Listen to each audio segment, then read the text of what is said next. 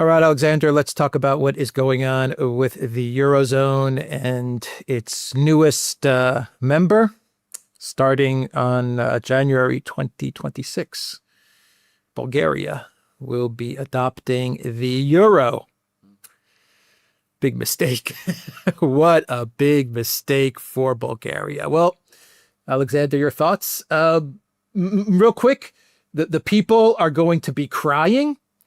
The politicians and the oligarchs are going to be laughing and smiling. No. Your thoughts? Well, you said newest member. Why not say the truth? Newest victim, because that is what it is. Yeah. The fascinating thing about this is that you put it exactly right. The oligarchs, of which Bulgaria, by the way, has oligarchs. To be absolutely clear, you know Bulgaria. I mean, I know Bulgaria very well because I have family connections in Bulgaria. Bulgaria has oligarchs. It is a very, very tightly controlled and at the same time deeply polarized political system. The elections don't happen in the kind of free atmosphere that ideally you would like them to happen. The sentiment amongst a large section of the Bulgarian people, almost certainly, in my opinion, a majority of the Bulgarian people, if this discussion were to happen in a free and open way, would be to strongly oppose this thing. The oligarchs, of course, in Bulgaria will do extremely well because they'll be able to take their money in and out of Bulgaria as they choose. They'll be able to have their money in euros. The Bulgarian values will be tied to the euro. They will prices. They will make themselves immensely rich, and they will be able to borrow in euros from European banks at European interest rates, and they'll be able to do those things. And of course, the politicians that they control, and to repeat again, Bulgaria has oligarchs. And what are oligarchs? They are people who are not only immensely rich, but who control the political process. They are very keen on this, unsurprisingly, and that's why it's been passed through the parliament. And let's be frank, in Bulgaria, as in most countries in the EU, there's all sorts of people who continue to believe in the European fantasy, as I would say. And, they will provide noisy and voluble support for this thing. And, they have dreams of being able to go to wherever they want in Europe and free travel, and they'll have euros in their pockets. And some of the older people will be happy that their pensions are going to be paid in euros. But this is going to crush Bulgaria. It's going to crush the Bulgarian economy. It's going to make it much more difficult to develop any kind of industrial system in Bulgaria, which is already creaking. It's to say that this is bad for Bulgaria, it would be a huge understatement. It makes no economic sense for Europe either. I mean, Bulgaria is likely to become another burden on the central economies of Europe, Germany and the rest. I mean, even if it isn't given bailouts, it will have to be given quiet bailouts. But why are they doing this? Because the EU is no longer an economic project. It has ceased to be an economic project long ago. But it has ceased to be that completely in the last 3 years. It is not an economic project. It is not a trade association. To understand that it is not an economic project, take your mind back a few weeks. You remember Mario Draghi coming up with a great economic plan on how to upgrade the European economies? You remember how we were all talking about that for 1 or 2 or 3 days? Does anybody talk about that now? Nobody talks about Mario Draghi's plan. He is complaining about the fact that nobody is talking about Mario Draghi's plan. What they're talking about is dragging Bulgaria into the Eurozone because they need to control Bulgaria, because that's how you control a country, by controlling its currency, by controlling people's access to money, because they have this grand strategic project to make the EU a major power in the Black Sea and to drive the Russians out of the Black Sea. And they've even published it. They actually published their great plan about how they're going to push the Russians out of the Black Sea and make the Black Sea an EU lake. So there it is. Yeah, everything's going to get a hell of a lot more expensive in Bulgaria.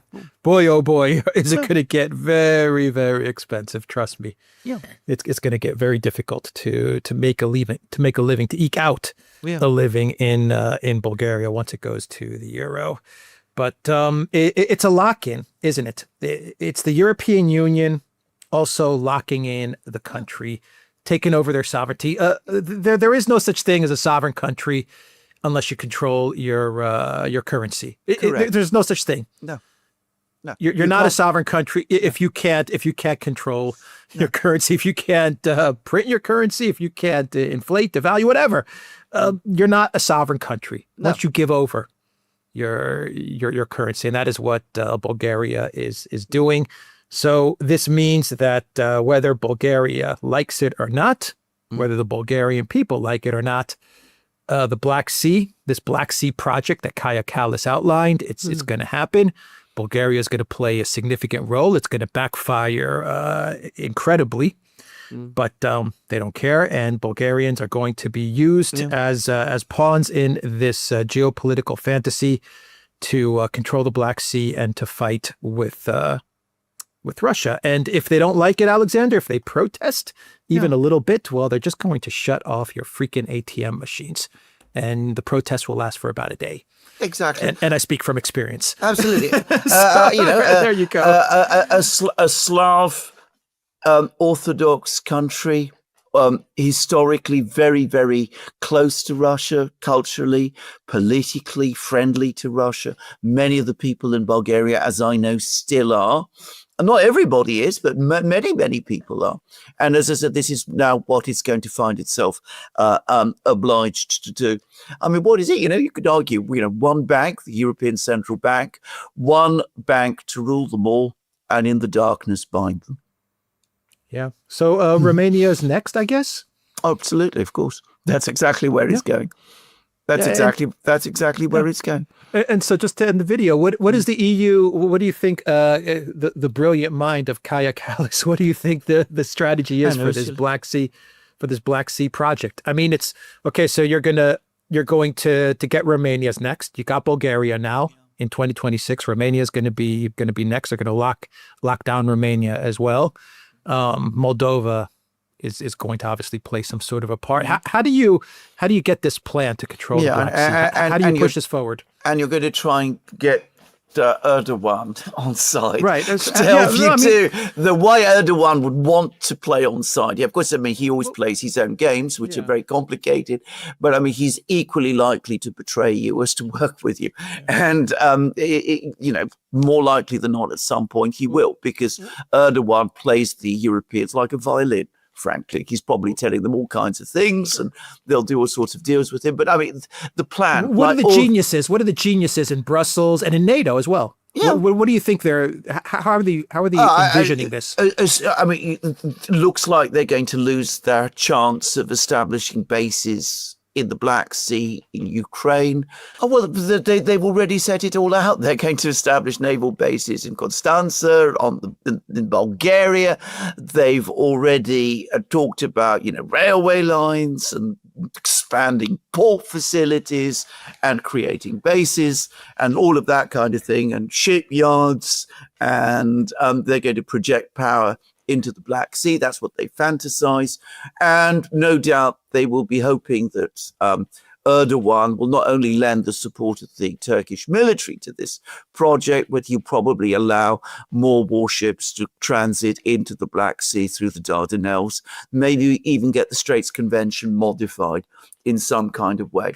So, I mean, that's the plan. It is a complete fantasy. I mean, it is a complete idiocy. And of course, what benefit accrues to Europe from doing any of this. I mean, it only makes sense if you are obsessed with Russia and want to wage perpetual conflict against Russia.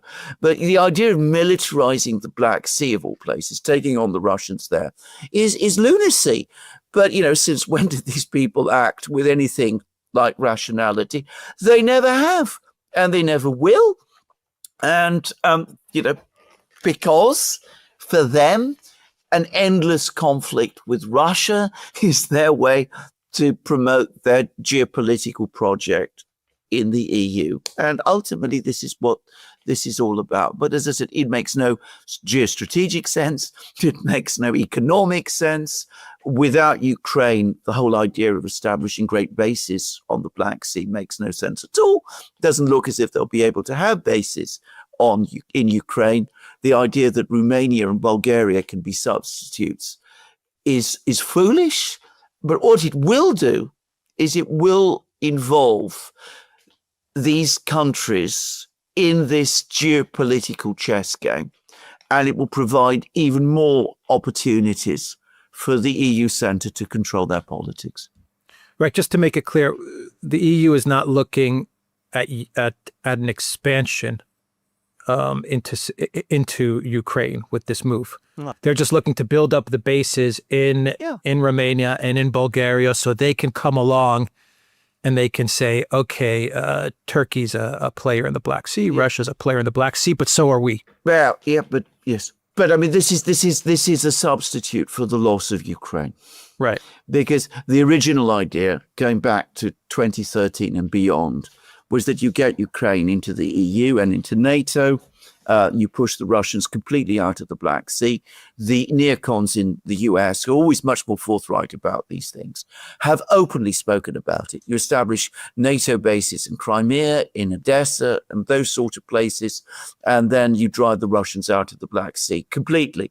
You can't do that now because nobody any longer seriously believes that Crimea is going to fall under NATO or EU control. It is looking Istanbul plus, if that's on the basis upon which the war ends, which is the best Ukraine can hope for, would prevent bases being established in the Ukrainian Black Sea coast. And it's likely anyway, we won't get Istanbul plus.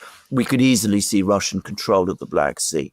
So we have to come up with this new plan, which is to establish bases in Bulgaria and Romania and to try to project power into the Black Sea in that way. And the idea is, the ultimate idea is to choke off Russia's seaborne trade. So you already have a strong grip in the Baltic, because most of the countries in the Baltic are hostile to Russia and are members of all of the countries on the Baltic, apart from Russia itself, are hostile to Russia and are members of NATO and the EU. So you try to reproduce something like that in the Black Sea, which is actually much more important for Russian trade than the Baltic is. Yeah, but what's Russia's response? Russia looks at this, and obviously this is going to provoke a reaction from Russia, even from Turkey as well. I can't imagine Turkey looking on and liking the fact that the EU is trying to set up shop in the Black Sea.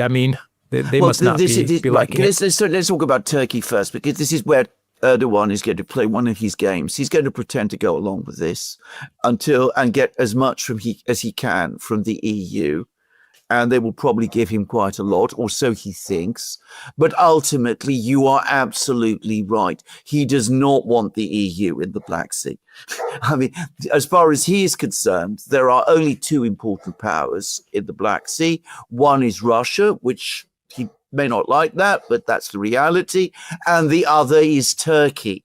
He certainly doesn't want the EU and the EU leaders, who he collectively despises, to establish a presence in the Black Sea. The Russians will, of course, be completely opposed to this, because this is straightforwardly directed at them. and they will be perfectly aware of these plans, and that will make them even more determined to keep the EU out of Ukraine. Now, there was a lot of talk, if you remember, back in April 2022 about in the original Istanbul agreement, that Russia would support Ukraine's entry into the EU. And there was discussion still about this way back a few weeks ago. But when the Russians met with the Ukrainians in Istanbul on the 2nd of June, the Russian memorandum said nothing about Russia backing Ukraine's EU entry. I think the Russians are turning against that idea.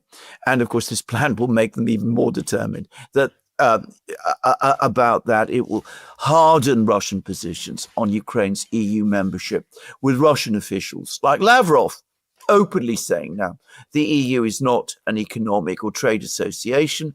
That was what it might have been once long ago, but today it is a geostrategic project, a kind of military alliance. It is clearly an anti-Russian alliance, and we cannot have Ukraine in the EU. And I think in a few weeks' time, at the next iteration of the Istanbul talks, assuming that we ever get there, you will see that that is going to be the Russian position. Yeah, but my final question is what can Russia do to counter this move? Is there something they can do? There is absolutely. I'm not talking about military action. I'm talking about diplomacy, geopolitics. I mean, what does Russia do to counter this? Very difficult for them to do very much if countries like Bulgaria and Romania make the catastrophic decision of joining the euro. I mean, that is the trouble. I mean, how do you break that? I mean, they can tell the Bulgarians, this is a huge mistake that you're making, but then that will bring about the whole usual narrative that Russia is interfering in Bulgaria's internal affairs and all of that.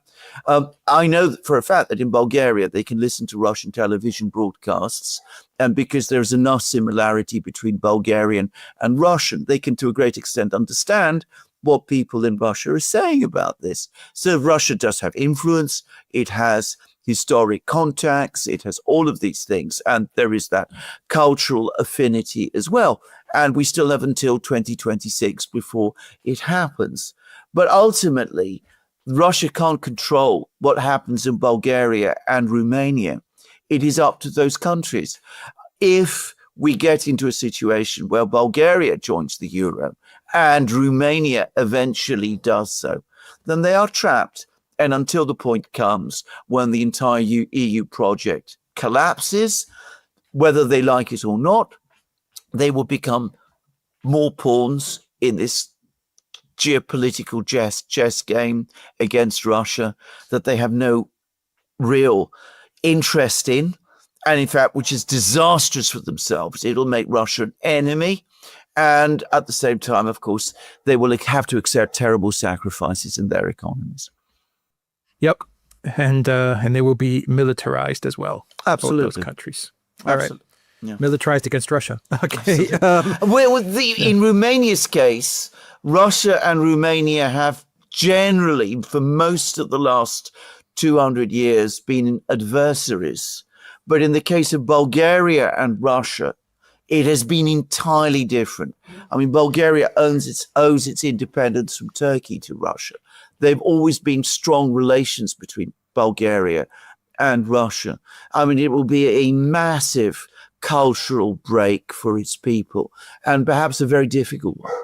Yeah. All right. We will end the video there. The Duran.locals.com. We are on